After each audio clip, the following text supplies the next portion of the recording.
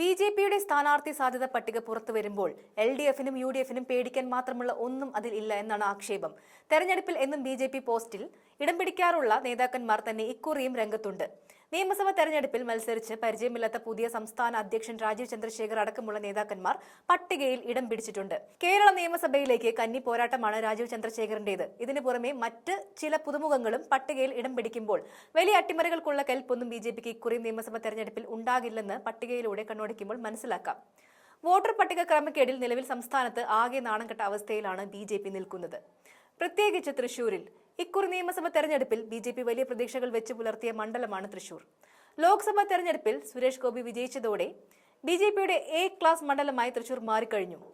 തദ്ദേശ തെരഞ്ഞെടുപ്പിൽ തൃശൂർ കോർപ്പറേഷൻ പിടിക്കാൻ തന്ത്രങ്ങൾ മെനയുന്ന ബി.ജെ.പി പിന്നാലെ എത്തുന്ന നിയമസഭാ തെരഞ്ഞെടുപ്പിലും അത്ഭുതം പ്രതീക്ഷിക്കുന്നത്.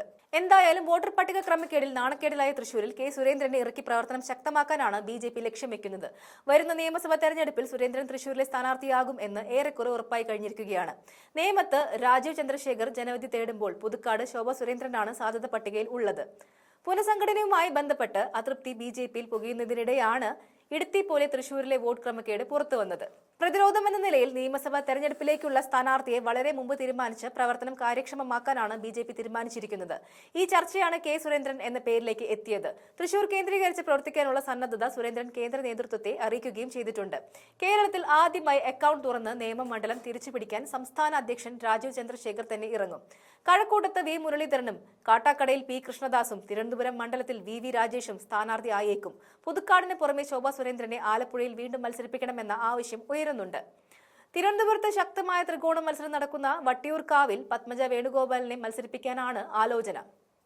നേരത്തെ പത്മജ തൃശൂർ കേന്ദ്രീകരിച്ച് പ്രവർത്തനം ആരംഭിച്ചിരുന്നു. എന്നാൽ ജയസാധ്യത ഉയർന്നതോടെ പത്മജയെ വെട്ടി സുരേന്ദ്രന് തൃശൂർ ഉറപ്പിക്കുകയായിരുന്നു. ഇതിൽ കടുത്ത അതൃപ്തിയിലാണ് പത്മജ. തലസ്ഥാനത്ത് മത്സരിക്കാൻ സാധ്യതയില്ലെന്ന് അറിയിച്ച പത്മജ ബി.ജെ.പിയുമായി അകലത്തിലാണ് നിൽക്കുന്നതെന്ന റിപ്പോർട്ടുകളും പുറത്തുവരുന്നുണ്ട്. അതിനിടെ മുൻ സംസ്ഥാന അധ്യക്ഷൻ കുമ്മനം രാജശേഖരൻ ആറന്മുളയിലാകും സ്ഥാനാർത്ഥിയാവുക.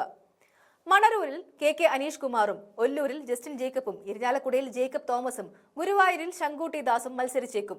ഗവർണർ സ്ഥാനം ഒഴിഞ്ഞെത്തിയ പി.എസ്. ശ്രീധരൻപിള്ള ചെങ്ങന്നൂരിൽ മത്സരിക്കും. തിരുവല്ലയിൽ അനൂപ് ആന്റണിയും കായംകുളത്ത് തുഷാർ വെള്ളാപ്പള്ളിയും പൂഞ്ഞാറിൽ പി.സി. ജോർജും പാലയിൽ ഷോൺ ജോർജും സ്ഥാനാർത്ഥികളാകും. കോഴിക്കോട് നോർത്തിൽ എം.ടി. രമേശിനെയും കണ്ണൂരിൽ സി.കെ. പത്മനാഭനെയും മത്സരിപ്പിക്കുമെന്നും ബി.ജെ.പി വക്താക്കൾ പറയുന്നുണ്ട്.